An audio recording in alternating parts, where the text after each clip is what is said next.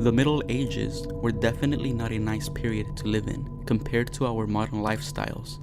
Most people were poor who suffered from horrible and incurable diseases, and their freedom was very often owned by wealthy landowners. If you were found guilty of committing a crime and could not afford to pay a fine, your skull might have been crushed into pieces or your hand chopped off.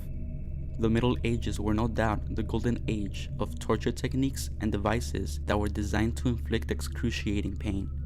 Here are 5 of the most brutal and unbelievable medieval torture devices.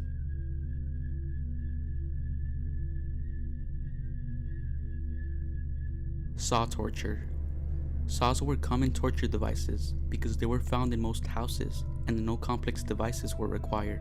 It was a cheap way to torture and kill a victim accused of witchery, adultery, murder, blasphemy, or even theft. The victim was tied upside down, allowing blood to be diverted to the brain, which ensured the victim maintained consciousness for as long as possible. While some victims were completely cut in half as a symbolic gesture, most were only cut up to their stomach to prolong the time it took for them to die.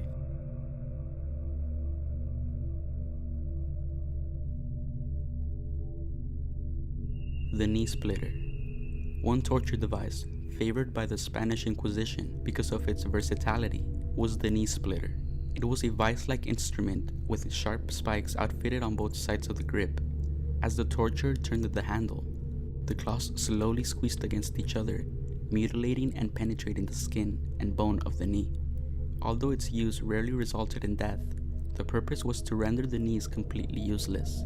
Sometimes it was also used on other body parts, including elbows, arms, and even the lower legs. The number of spikes the knee splitter contained varied from 3 to more than 20.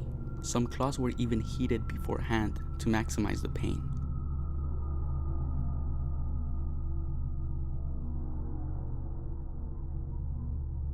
The Catherine wheel, also called the breaking wheel, was a torture device that always killed its victims very slowly. The victim's limbs were tied to the spokes of a large wooden wheel. The wheel was then slowly revolved while the torturer smashed the victim's limbs with an iron hammer, shattering their bones into pieces. Once their bones were broken, they were left on the wheel to die of dehydration.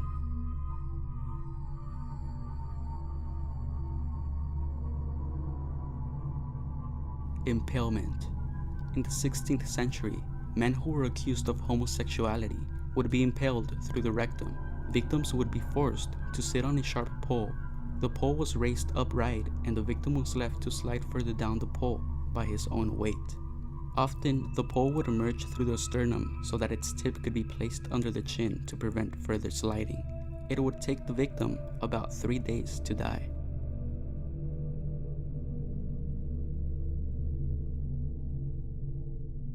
The breast ripper. Used as a horrible punishment for women, the breast ripper was used to inflict pain, blood loss, and the mutilation of their breasts. It was usually for women accused of conducting abortions or adultery.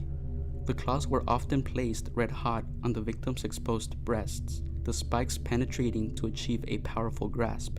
They were then pulled to rip off or shred the breasts. If the victim wasn't killed, she would be scarred for life, as her breasts were literally torn apart.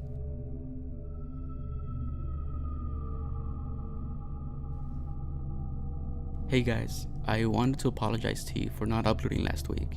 I was pretty busy with work, which took a large portion of my time, but I do try my best to fit some time to work on a video for you. Also, thank you so much for all the really positive support I've been receiving from you. I'm currently working on a short documentary which I can't wait for you guys to watch. I hope you guys enjoyed the video, and I'll see you next week with another one.